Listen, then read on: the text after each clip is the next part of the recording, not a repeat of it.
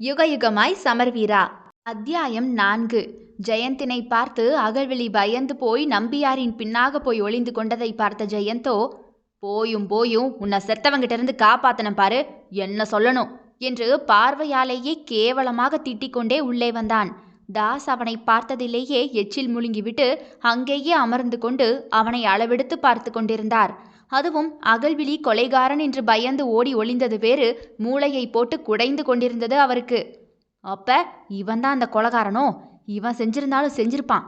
இருடா இரு, இனி நம்பியாருக்காகலாம் உன்னை விட்டு வைக்க மாட்டேன்டா. எங்களுக்கு மாசம் மாசம் வந்துக்கிட்டு இருந்த கோடிக்கணக்கான பணம் வராம பண்ணிட்டியேடா. அந்த கருணாமூர்த்தி பணத்தை எங்களுக்கு தந்துட்டு இருந்தானே, இப்போ உன்னால எனக்கு பணம் வராம போச்சே, உங்க அப்பனுக்கும் அது வராதுடா என்று கோபத்தில் மூச்சு காற்றே அவனை எரிக்கும் அளவிற்கு அக்னி போன்று வந்து கொண்டிருந்தது. என்ன மாமா, சுகமா என தாசினை பார்த்து கேட்டவாறே அவருக்கு முன்பாக இருந்த சேரில் தன் காலை வைத்துக்கொண்டே டான் உலகில் ஜேசியாக அறியப்படும் ஜெய் கேட்டான். என்னதே மாமாவா? போலீஸை பார்த்து, அதுவும் கமிஷனரா இருக்கக்கூடிய என்ன பார்த்து மாமானா சொல்ற உன்ன என்று கையோங்கி கொண்டு வந்தார் அவர். ஹலோ மிஸ்டர் பன்னீர்தாஸ், அப்பாவுடைய நண்பரை அங்கிள் மாமா இப்படி கூப்பிட்டா தானே பழக்கம் மாமா.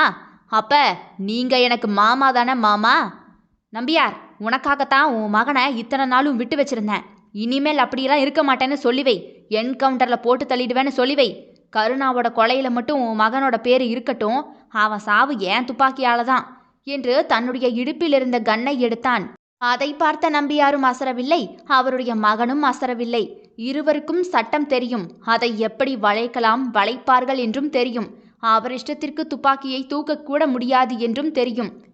விளையாடாதீங்க மாமா, எடுத்த கண்ணை உள்ள வைங்க. அது படாத இடத்துல பட்டு வெடிச்சிட போகுது, அப்புறம் முதலுக்கே மோசமாகிறோம். இப்போது நம்பியாரிடம் திரும்பி, மிஸ்டர் நம்பியார், உங்க ஆஸ்தான நண்பரும் உங்க மணி பேங்குமான மிஸ்டர் கருணாமூர்த்திய யாரோ கொன்னுட்டாங்களாமே. அச்சச்சோ, அடுத்து உங்க கேங்ல யாரு சாக போறாங்களோ. கொன்னது யாருன்னு கண்டுபிடிச்சிட்டாங்களா? யார் அது? நம்பியாரோ அவனது கேள்வியை காதிலேயே வாங்கியதாகவே காட்டிக்கொள்ளாமல் தாசனைத்தான் பார்த்தார். ஆனால் அவன் கேட்ட கேள்விக்கு நம்பியாரின் பின்னாடி இருந்த அகல்விழியோ, நீ தாண்டா அந்த கொலைகாரன், எனக்கு நல்ல ஞாபகம் இருக்கு. அந்த கண்ணும் அந்த மூக்கும் அதோட நுனியில் இருக்கிற மச்சமும் உன்னை எப்படி மறக்க முடியும்? எப்படி மறக்க முடியும்னு கேட்டா மறக்காத, என்னையே நினச்சிக்கிட்டு காதலி தான் இல்லை, இப்படி நினைக்கவாவது ஒருத்தி இருக்காளேன்னு சந்தோஷப்பட்டுக்கிறேன். அப்படித்தானே நம்பியார்? அவளோ நம்பியாரனை பார்த்து, சார், இந்த கொலைகாரனோட ஏன் சார் 2 பேர் இப்படி நின்று பேசிக்கிட்டு இருக்கீங்க? இவனை மாதிரியான ஆட்கள் எல்லாம் சமூகத்துக்கு கேடு. என ரேப் பண்ண வந்த கருணாமூர்த்தியும் இவனும் ஒரே கேட்டகரி தான். இவனை பிடிச்சி ஜெயிலில் போடணும் சார். போடுவாங்க போடுவாங்க. உங்க அப்பனை கொன்னுடுறேன். உன்ன மாதிரி ஒரு அரமிண்டலை பெத்ததுக்கு அறிவிருக்கா லாயரு? உன் சாட்சியே தப்பு முதல்ல, அப்புறம் எப்படி என்ன ஜெயிலில் போடுவாங்க? நான் கொலை செஞ்சதை நீ பாத்தியா? ஆமாம்மா, நீதான் அது நீதான். என்னால் உன்னை நல்ல அடையாளம் காட்ட முடியும். நீதான் அது, நீதாண்டா. சரி, எப்படி காட்டுவ? என் பேர் என்ன? தெரியாது. நான் யாருன்னு தெரியுமா? தெரியாது. நான் தான் கொலை செஞ்சேங்கிறதுக்கு வேற ஏதாவது சாட்சி இருக்கா? ஆனால் உன் முகம். அப்படியா? நான் கொலை செஞ்சதை நீ பாத்தியா? இல்லை என்ன மாதிரி ஒருத்தனை நீ பாத்தியா? அது வந்து உன்னை மாதிரி ஒருத்தனை தான் பார்த்தேன். அவ்வளவுதான், உன் கேஸ் அப்படியே முடிஞ்சு போச்சு. என்ன நம்பியார், இப்படி ஒருத்தி உங்களுக்கு ஜூனியரா என்ன? சோழி முடிஞ்சு போச்சு. அதை கேட்டதுமே நம்பியாரோ ஜெயிடம், இப்போ நீ எதுக்கு இங்கே வந்த? துக்கம் விசாரிக்கத்தான். நல்லதுக்கு கலந்து காட்டியும் பரவாயில்ல, கெட்டதுக்கு துணை நிற்கணும்ல, அப்படித்தானே பெரியவங்க சொல்லுவாங்க. அதான் பார்த்துட்டு துக்கம் விசாரிச்சுட்டு போகலாம்னு வந்தேன். நீ இங்கேருந்து போ, உனக்கும் எனக்கும் தான் சம்மந்தம் இல்லைன்னு உன்னை தலைமுழுகிட்டோம்ல, அப்புறம் எதுக்குடா என்ன தேடி இப்படி வர்ற? என் 2வது மகன் உயிரோடவே இல்லை, அவ்வளவுதான். சும்மா உங்களை பார்க்கணும் போல இருந்துச்சு டேடி என்று கண் கலங்குவது போன்று வராத கண்ணீரை துடைத்து கொண்டான். என்னது, இவன் என்ன இப்படி பர்ஃபார்மன்ஸ் பண்ணுறான்? இத்தனைக்கும் இவன் சாரோட 2வது மகனா? இதனடா, போலீஸ்காரனோட மகன் தானே பொறுக்கியாவான். இங்கே என்ன அப்படியே தலைகீழாக எல்லாம் மாறி நடக்குது? வக்கீல் மகன் பொறுக்கியில, அதையும் தாண்டி கொலைகாரனும் டானுமா? வித்தியாசமாக இருக்கே. தாசிற்கோ இப்போதே ஜெயினை தூக்கி போட்டு மிதித்து தரவென்று இழுத்து கொண்டு போய் அப்படியே ஸ்டேஷனில் வைத்து லாடம் கட்ட வேண்டும் என்று வெறியே வந்தது. தன்னை அடக்கி கொண்டு அமர்ந்திருந்தவரோ அப்படியே எழுந்து, நம்பியார், உன் ஜூனியர் பொண்ணை கொஞ்சம் ட்ரெயின் பண்ணி கூட்டிட்டு வா. அவளை ஸ்டேஷனில் வச்சு விசாரிக்கணும். கருணா கொலை கேஸ்ல சந்தேகத்துக்காக உன் மகன் பேரையும் சேர்க்கிறேன் என்றவர் அங்கிருந்து வேகமாக போய் கமிஷனர் ஆபீஸிற்கே சென்று தன் அருகில் இருந்தவர் கருணாமூர்த்தி இறந்து கிடந்த ஏரியா இன்ஸ்பெக்டருக்கு அழைத்து தகவல் அறிக்கை வாங்கிக் கொண்டார். இங்கோ அகல்விழியிடம் திரும்பிய நம்பியாரோ, உண்மையிலேயே நீ இவனத்தாங்க வச்சு பாத்தியா? பயப்படாம சொல்லு. ஆமா சார், அதே கண்ணு, அதே மூக்கு, அதோ அதே மச்சம், இவரே தான் சார். நல்லா ஞாபகம் இருக்கு எனக்கு. அவரை சுத்தியலால 2 முறை அடிச்சாரு. என் ட்ரெஸ் எல்லாம் ரத்தம். அதனால அவரோட பிளாக் டிஷர்ட்டை கழட்டி கொடுத்தாரு. அதைத்தான் நான் போட்டுட்டு போனேன். தன் தலையில் அடித்து கொண்டவரோ, நீ எல்லாம் என் ஜூனியர்னு வெளியே சொல்லாதன, போய் அந்த அறையிலிரு வரேன்.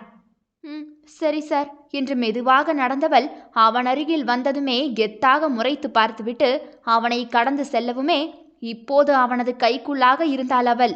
அவளது கழுத்தில் தன்னுடைய விரல்களை வைத்து அழுத்தியவனோ அவளது காதில், அங்க கருணாமூர்த்தி செஞ்சதை அப்பவே நான் உனக்கு முழுசா செஞ்சிருந்தா என்ன செஞ்சிருப்ப?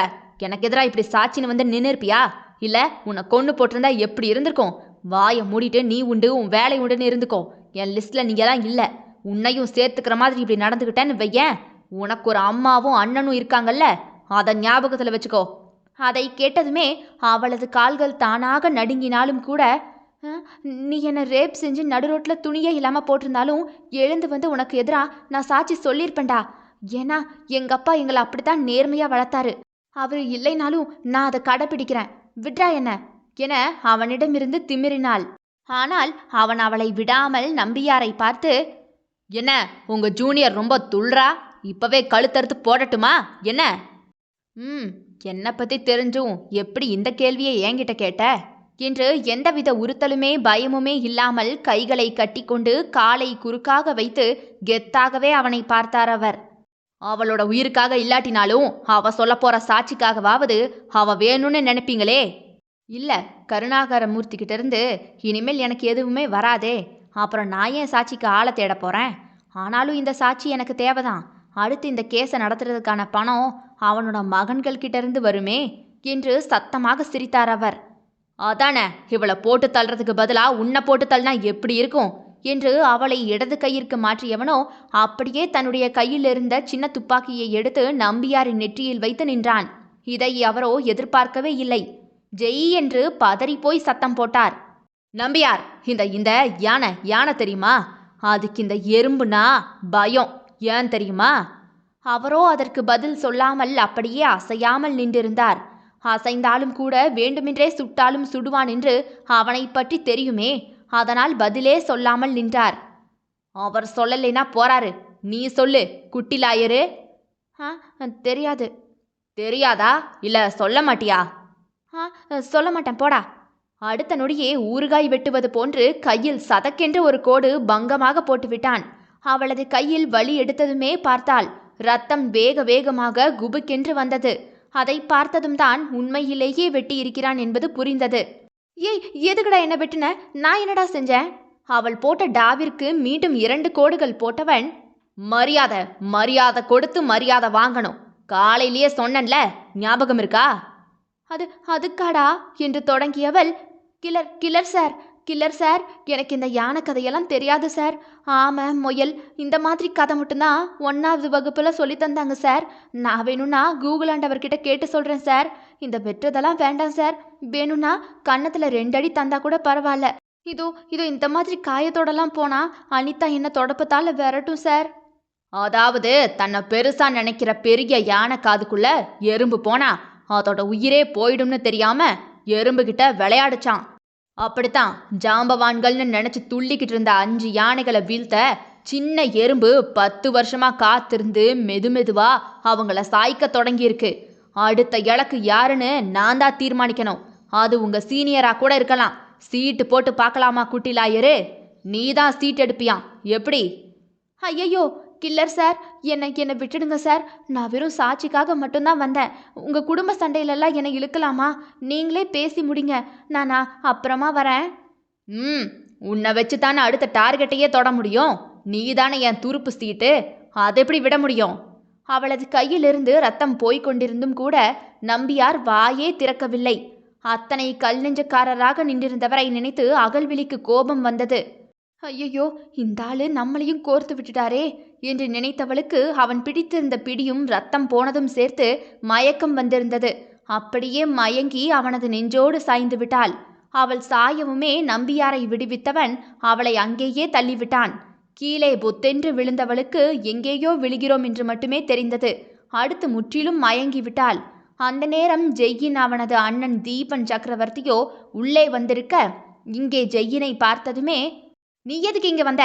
உன்னை யார் வர சொன்னது என்று அருகில் வந்தவன் ரத்தத்தையும் அகல்விழியையும் பார்த்துவிட்டு கொஞ்சம் அதிர்ந்தவனோ அதை காண்பித்து கொள்ளாமல் நம்பியாரிடம் சென்றான். அவரது கையை பிடித்து, என்னாச்சுப்பா என்று கேட்டான்.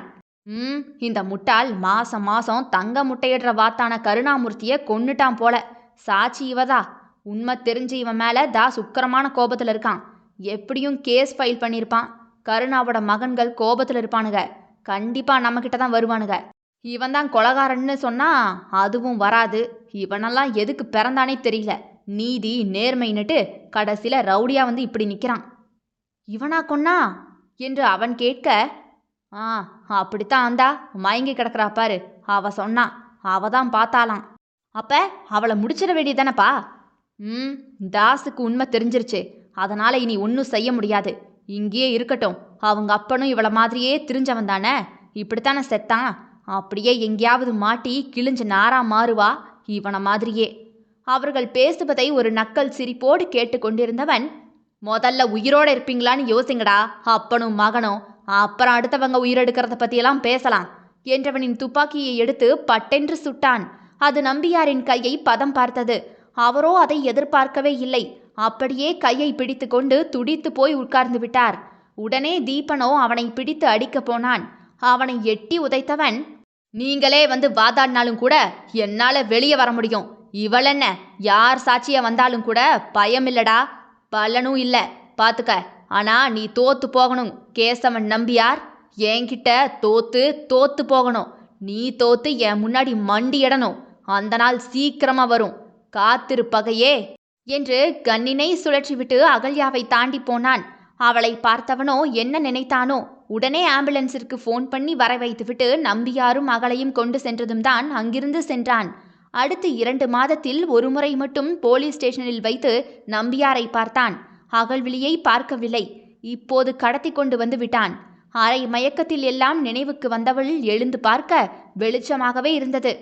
ஐயையோ, அடுத்த நாள் ஆயிடுச்சா? கோர்ட்டுக்கு போலியானா? சீனியர் என்னை எதிர்பார்த்திருப்பாரே என்று எழுந்தவளை பிடித்து யாரோ உட்கார வைக்கவும் அம்மாவா என்று திரும்பி பார்த்தாள். அங்கே தனுஷ் நின்றிருந்தான். அவனை அங்கு பார்த்து முறைத்தவளோ, யாருடா நீ என்று எழுந்திருக்க முயன்றவள் பொத்தென்று அமர்ந்து விட்டாள். எத்தனை காயப்பட்டாலும் யாரையும் இன்னும் மரியாதையா பேசுற பழக்கமே வரமாட்டேங்குதே. உனக்கு அடுத்த கோடி நீ நேரா உதட்டில் தான் போடணும். போட்டா தையல் போட்டுப்பேன். போங்க கில்லர் சார் என்றவளோ எதற்கு வம்பென்று அமைதியாகிவிட்டாள். அவனை திரும்பி பார்க்காமல் அங்கேயே சுற்றி சுற்றி பார்த்தாள். அதில் ஒரு போட்டோ மாட்டப்பட்டிருந்தது. அதில் நடுவில் இருந்தவரை பார்த்ததுமே, எங்க அப்பா போட்டோவை எதுக்கு நீ மாட்டி வச்சிருக்க? யார் உங்கப்பா என்று 2 குரல் கேட்டது. உடனே திரும்பி பார்த்தாள். அங்கோ இன்னொருவனும் நின்றிருக்க புரியாமல் முழித்தாள். ஹாய் குட்டிலாயரே, நான் ஜெய்யோட நண்பன் திவாகர். அன்னைக்கு கொலை பண்ணப்புறம் கட்டை விரலை காட்டி வெற்றி சின்னம் காண்பிச்ச ஆளு இன்னொரு ஆளு. அது நீ தானே? என்ன சொன்ன என்று ஜெய் இப்போது கேட்டதுமே, நீங்க தானான்னு மரியாதையா கேட்டேன். அதெல்லாம் எனக்கு தெரியாது லாயரு. நான் இவனோட ஃப்ரெண்டு. அந்த போட்டோவில் இருக்கிற ப்ரொஃபஸரா உங்க அப்பா? ஆமா, ப்ரொஃபஸர் ராஜவேல். அவரே உங்க அப்பாவா என்று ஆச்சரியமாகவே கேட்டு ஒருத்தரை ஒருத்தர் பார்த்து கொண்டிருந்தனர். இங்கே நம்பியார் முதன்முறையாக கருணாமூர்த்தி கொலை கேஸில் சாட்சியை கொண்டு வர முடியாமல் கேவலப்பட்டு நின்றதை நினைத்து தன்னுடைய ஆபீஸையே அலங்கோலமாக்கி வைத்திருந்தார். அதுவரை மகன் மீதிருந்த கோபம் கொலை வெறியாக அப்படியே மாறிப்போயிருந்தது.